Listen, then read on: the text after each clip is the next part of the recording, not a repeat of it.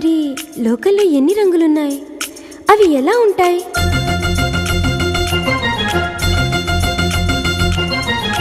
బుగ్గ మీద వెచ్చని సిగ్గు వచ్చినప్పుడు దానిని అడుగు, ఎర్రదనం అంటే చెబుతుంది.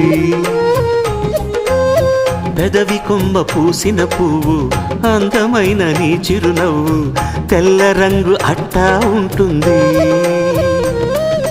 నీలో నిలువున పులకలు రేగిన వేళ నువ్వే పచ్చని పైరువు అవుతావమ్మా. దిగులు రంగే నలుపు అనుకో, ప్రేమ పొంగే పసుపు అనుకో. భావాలను గమనిస్తుంటే ప్రతి రంగును చూస్తున్నట్టే చూపులు ఎవ్వరి